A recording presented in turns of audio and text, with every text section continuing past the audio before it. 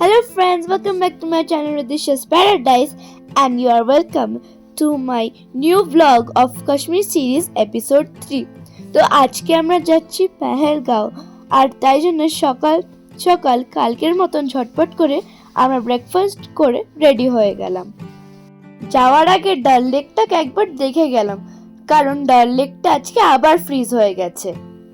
আজকের ডেস্টিনেশন হচ্ছে পেহেলগাঁও আর ডিস্টেন্স হলো 90 কিলোমিটার, টাইম যেতে লাগে 2.5 আওয়ার্স, কিন্তু যেহেতু রাস্তা অনেকগুলো কনভয় ছিল তাই জন্য আমাদের প্রায় 3 ঘন্টা লেগে গেছিল। আমরা যাওয়ার সময় অনেক কটা কেসের ফার্ম দেখেছিলাম। এই কেসারের মধ্যে 3টে স্টিগমা থাকে, যেটার মধ্যে একটা হলো ইয়েলো আর দুটো হলো রেড। দুটো যে রেডগুলো থাকে ওটাই হলো আসল কেসার। আর জানো, আমাদের কাশ্মীরে কিন্তু দুনিয়াতে সবচেয়ে ভালো কেসার পাওয়া যায়, তাই জন্যে কেসারের দাম এখানে অনেকটাই বেশি। যেতে যেতে আঙ্কেল বললো এটা হলো সেই পুলওয়ামা রোড যেখানে বম ব্লাস্ট হয়েছিল 14 ফেব্রুয়ারি 2019-এ। আমার এই কথাটা শুনে বেশ ভয় তো হয়েছিল, তার সাথে সাথে অনেকটা মনটাও খারাপ হয়ে গেছিল। তাই জন্যই হাই সিকিউরিটির জন্য এখানে অনেক আর্মি পুলিশ থাকে।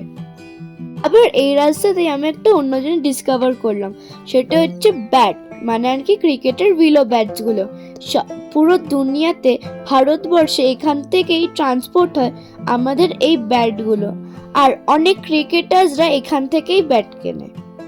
তোমরা কি জানো এইটা শুধু রোড নয়, এটা একটা এমার্জেন্সি রানওয়ে। যখন ফাইটার প্লেনদের খুব এমার্জেন্সি হয়ে যায় তখন ওরা এখানে ল্যান্ড করে। আবার যেতে যেতে আমরা ডিসকভার করলাম এখানে ফেমাস অ্যাপেল অর্চার্ডসগুলো। এইখানে যদি তোমরা ডিসেম্বরে আসো তোমরা অ্যাপেল পাবে না, কারণ আমরা যখন গেছিলাম তখন অ্যাপেল তো ছিলই না। আর হ্যাঁ, যদি তোমরা সামার বা অক্টোবরে আসো তোমরা বেশ অ্যাপেল পাবে। কিন্তু যদিও এটা ডিসেম্বর, এরা এখানে গাছ কিছু কিছু গাছগুলোতে এরা ফলস অ্যাপেল লাগিয়ে রেখেছিল। যদি তোমরা সামার বা অক্টোবরে আসো তোমরা কিন্তু এখানে গাছ থেকে অ্যাপেল পাড়তে পারবে না, কারণ যদি তোমরা এখান থেকে অ্যাপেল পারো তোমাদের পার অ্যাপেলের জন্য 500 রুপিস পে করতে হবে। জানো, তারপর আমরা যেহেতু এখানে ডিসেম্বরে এসেছিলাম আমাদের তো প্লাক করতে হয়নি, তাই জন্যেই আমরা রস খেয়েছিলাম। সত্যি বলতে কিন্তু এটা খুব টেস্টি ছিল। প্রত্যেকটা অ্যাপেলে যখন আমরা বাইট নিচ্ছিলাম সত্যি বলছি কিন্তু মুখটা যে এত জুসি হয়ে যাচ্ছিল কি বলবো। তোমরা এখানে যে মস্কটা দেখছো এখানে কিন্তু বজরঙ্গি ভাইজানের শুটিং হয়েছিল। পেহেলগাঁওতে কিন্তু কোনো না কোনো জায়গায় কিন্তু অনেক কটা মুভিরই শুটিং হয়েছে। যেতে যেতে আমাদের সাথে দেখা হলে লিডার নদীর সাথে। তোমরা জানো এই লিডার নদীর পাড় ধরে কিন্তু এই পুরো পেহেলগাঁওটা অবস্থিত। খানিকক্ষণ পর রাস্তায় আমাদের দেখা হলো অমরনাথ যাত্রার জায়গাটা। যদি তোমরা কেউ অমরনাথ যাত্রা করতে চাও তোমাদের এখান থেকে আগে রেজিস্টার করে তারপর যেতে হবে। এটি হলো অমরনাথ যাত্রার বেস ক্যাম্প। আমরা আমাদের হোটেলের লাগেজটা ঝটপট করে রেখেই আমরা এখানে এবিসি ভ্যালি সাইট সিইং এর জন্য বেরিয়ে পড়েছিলাম। আমি এখানে একটা কথা জানিয়ে রাখি, তোমরা কিন্তু যে গাড়িটা তোমরা শ্রীনগর থেকে এখানে এসছো ওই গাড়ি করে কিন্তু তোমরা আর এবিসি ভ্যালি সাইট সিইংটা করতে পারবে না। তোমাদের এখান থেকে একটা ইউনিয়ন ক্যাব ভাড়া নিয়ে যেতে হবে, আর ইউনিয়ন ক্যাবের ভাড়া তোমাদের ওই গাড়ির হিসাবে পড়বে। এই এবিসি ভ্যালি মানে 3টে ভ্যালি, আরু ভ্যালি, বেতাব ভ্যালি আর চন্দনওয়াড়ি। তোমরা কোন জায়গায় যাবে আর কোন গাড়ি নিয়ে যাচ্ছ ওটার ওপরে কিন্তু প্রাইসটা ডিফার করে। আজকে আমাদের প্রথম স্টপ ছিল আরু ভ্যালি। জায়গাটা কি সুন্দর তোমাদের আর কি বলবো। এইখানে এসে কিন্তু আমরা কাশ্মীরি সেজে অনেক কটাই ছবি তুলেছিলাম। আর হ্যাঁ, এখানে কিন্তু জামার রেন্ট আলাদা আর এখানে ফটো তোলার রেন্টও আলাদা। তাই জন্যে যদি তোমরা এখান থেকে ক্যামেরা নিয়ে ফটো তোলো তোমাদের কিন্তু অ্যাটলিস্ট 5টা ফটো নিতে হবে। তাই জন্যই আমরা ড্রেসটা ভাড়া নিয়েছিলাম আর আমাদের পাপা আমাদের জন্য ফটো তুলে দিয়েছিল। আমরা তো এখানে ডিসেম্বরে এসেছি, তোমরা যদি সামার সিজনে আসো এই ভ্যালিটা পুরো গ্রিন থাকবে। এর পরের ডেস্টিনেশন ছিল বেতাব ভ্যালি। আর আরু ভ্যালি থেকে বেতাব ভ্যালি যেতে লাগে 12 কিলোমিটার। আর টাইম লাগে 30 মিনিটস। যেতে যেতে আমরা দেখলাম ওই ধাবাটা যেখানে সালমান খান বজরঙ্গি ভাইজানের চা খেয়েছিল। বেতাব ভ্যালিতে ঢোকার জন্য কিন্তু একটা এন্ট্রি ফি আছে, যেখানে পার অ্যাডাল্ট 100 রুপিস আর চাইল্ড হচ্ছে 50 রুপিস।